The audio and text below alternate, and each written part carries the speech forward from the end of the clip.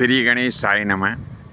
प्रिय बंधुओं, आज हम जो कथा प्रसंग आपको सुना रहे हैं यह बड़ा ही अद्भुत कथा प्रसंग है।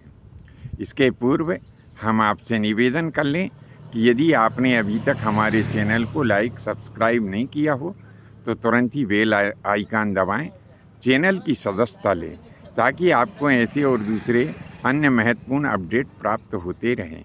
यदि आप हमारे चैनल की मदद करना चाहते हैं तो सुपर थैंक्स में जाकर के चैनल की मदद भी कर सकते हैं। यदि आपके मन में किसी प्रकार का प्रश्न पूछने की इच्छा हो तो नीचे कमेंट्स बॉक्स में अपने प्रश्नों को लिखें। यथोचित जितना हमसे बन पड़ेगा हम आपको उनका उत्तर देने की कोशिश करेंगे। तो जैसा कि हमने बताया कि यह अद्भुत कथा प्रसंग राक्षस राज लंकाधिपति रावण के संबंध में है। राक्षस राज लंकाधिपति महाराज रावण एक बहुत बड़ा नृत्याचार्य था और साथ ही शिवजी का भक्त भी था। रावण उस समय का एक बहुत बड़ा वैज्ञानिक भी था जिसे हथियारों को बनाने की और उन्हें चलाने की संपूर्ण कला याद थी। वह स्वयं वायुयान का निर्माण कर लेता था और उन्हें कुशलतापूर्वक चला भी लेता था। इतना ही नहीं, उसने इस भूमंडल के अनेकों राजाओं से युद्ध करके और उन्हें युद्ध में परास्त भी किया है। बहुत सारे राजा उसके अधीन थे और कुछ राजा ऐसे भी थे कि जो उसके ही समान बलशाली थे, जैसे कि महाराज बाली अथवा महिष्मती नरेश, सहस्त्रबाहु अर्जुन। तो ऐसे जो महान बलशाली राजा थे इनसे रावण ने मित्रता भी की थी।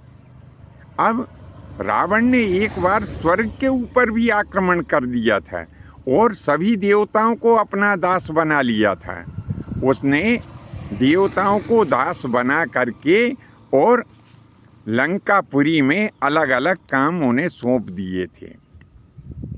उसने ब्रह्मा जी को लंकापुरी में पंचांग देखने का काम सौंपा था। यानी ब्रह्मा जी लंकापुरी में मुहूर्त बताया करते थे, ग्रहों की गणना करते थे, भविष्यफल बताया करते थे।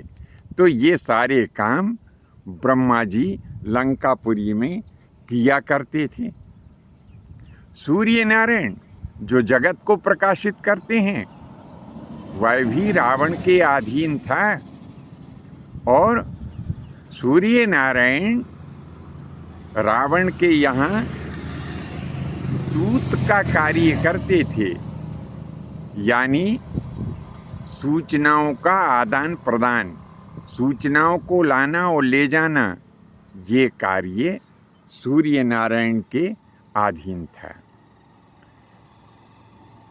और चंद्रदेव रावण का छत्र धारण करते थे। जब रावण बैठता था या कहीं जाता था तो उनके मस्तक के ऊपर चंद्रदेव छत्र लगा करके छाया करते थे। वरुण देव का कार्य था संपूर्ण लंकापुरी में जल की आपूर्ति करना।